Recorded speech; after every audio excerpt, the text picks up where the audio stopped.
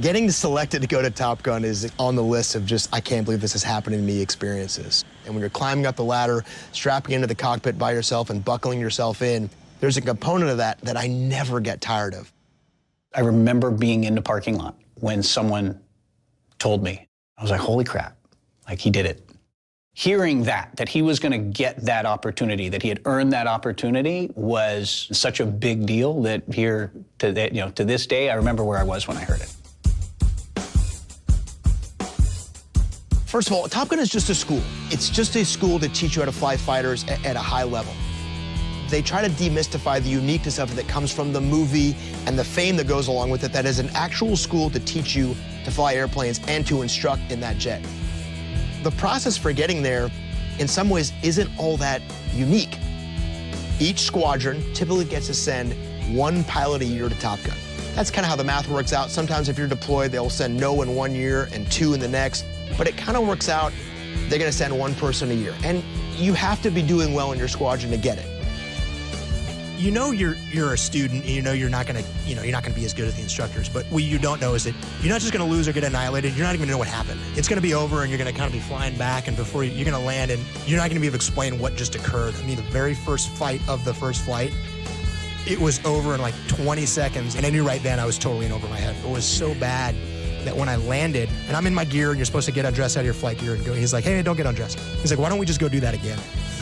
It was bad enough that we didn't even need to talk about it. We just needed to hey, and he's like, hey, why don't you just take a deep breath, man.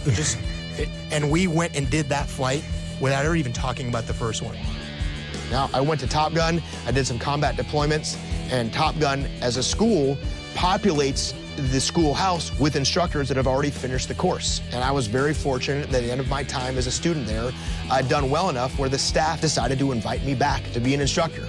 That's a phone call you don't ever forget. And of course, you feign your excitement. You go, oh, thank you, sir, I really appreciate that. I'd absolutely love to take that experience and go back to Top Gun. But in the back of your mind, you're like, are you kidding me? It's like the coolest phone call in the world.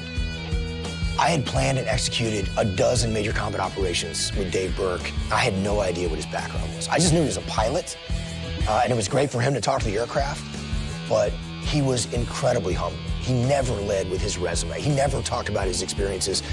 And we were probably a dozen missions in before somebody made a snide comment about Top Gun or dropped a Top Gun movie quote, and I realized, oh, Dave must have gone to Top Gun. I think I asked him about it. He just kind of acknowledged it or shrugged it off.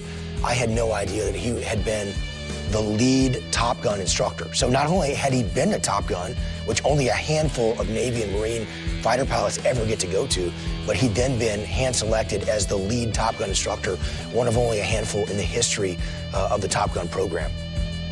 Being an instructor at Top Gun is probably the best job, certainly at that stage in a career, that you could possibly have. Your only job is to fly fighters and teach other people how to do it. It is an unbelievably great place to teach and train and fly jets.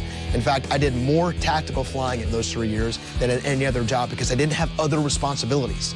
Top Gun is an absolute schoolhouse. It is there to teach people how to fight the airplane and how to teach other people how to fight the airplane. Literally, the month I showed up to Top Gun, they started retraining Top Gun instructors on the F-16. They hadn't had F-16s at Top Gun in well over a decade, and I was in the very first class of Marine instructors to learn to fly the F-16s. So without any expectation, I'm now gonna get qualified in 2 different airplanes, the F-18 and the F-16.